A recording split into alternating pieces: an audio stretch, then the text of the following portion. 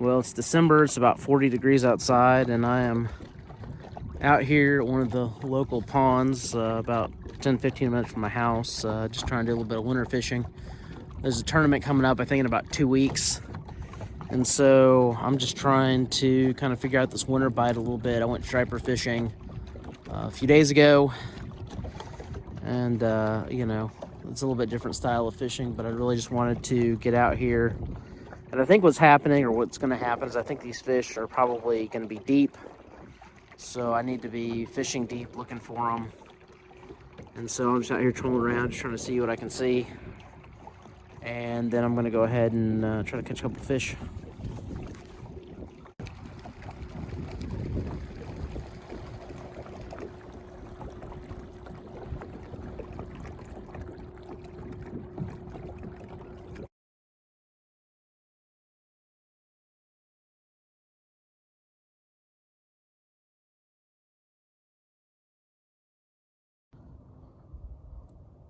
All right, well, I'm about to pull the boat out and head back to the house, but I wanted to show you guys something here on the fish finder that, this is probably one of the occasions where the fish finder can hurt you. So this is a lake that I'm pretty familiar with, or pond, whatever you want to call it, that I'm pretty familiar with. There's fish here, I've caught fish here.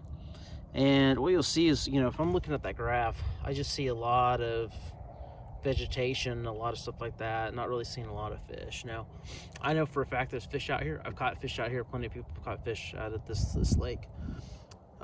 So what's happening though is this lake is just full of grass. So if I were to kind of cast into this, I can pull up a bunch of it, and I may do that here in just a second just to show you. But the moral of the story here is, in a case like this, the fish finder is really not going to help you a whole lot.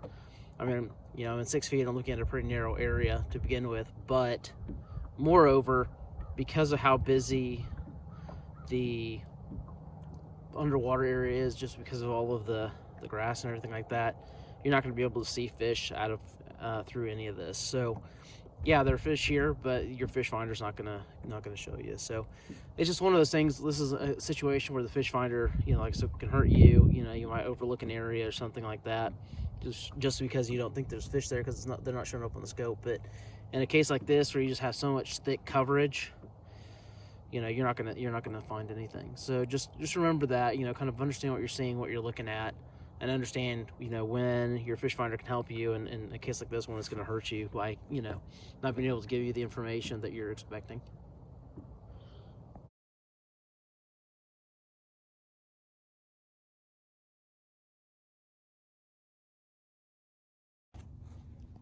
So, like I was saying earlier, it's kind of sad. This lake normally in the summer is pretty clear, but it's kind of dingy right now. We had some rain the other day, but also a lot of the vegetation has kind of died off. So you'll see, if you can see those little things floating, that's kind of old remnants. But here I'm getting to about a spot 4 or 6 feet. You're starting to see that I get a little bit of visibility, but if those are fish on there, you wouldn't be able to tell, because there's so much thick vegetation down there. It just meshes with the image, and so you can't tell. And there's all sorts of stuff here, stuff like this. You can't find fish in the spring. I'll hit this with top water pretty heavy. There's lily pads. Those are the heads of the pads over there. But again, you can probably see that here in the water. Some of these things have died off, and so just the moral of the story here is just you got to understand when your fish finder is going to help you, and when it's going to hurt you. And in this case, there's fish here. I know there's fish here, but you're not going to be able to find them in the fish finder because of just how thick that grass. I mean, basically the whole screen is filled. I'm in 5 foot of water right now.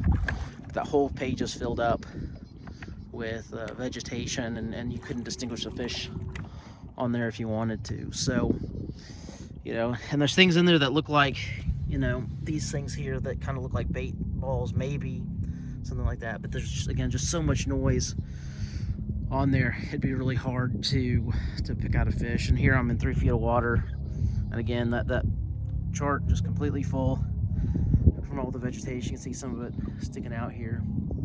So in a case like this, you just kind of realize that the electronics are going to hurt you. They're not going to be able to help you. and you know you're not going to be able to find fish on them. So what you want to do is then kind of go to your go-to, you know, locations based on the seasonality and everything that's going on. So I'm just kind of trolling around, about to put the boat back up, but you know, just trying to give you kind of an idea visually of kind of what some of this stuff looks like. So again, we're going up over all of these old pads, and again, it's just a lot of noise on the fish finder. And you know, that's been the case out here all day. I mean, I haven't really been able to use the fish finder at all. All I've been using it for is depth, to make sure that I'm in the right depth that I'm trying to target. But other than that,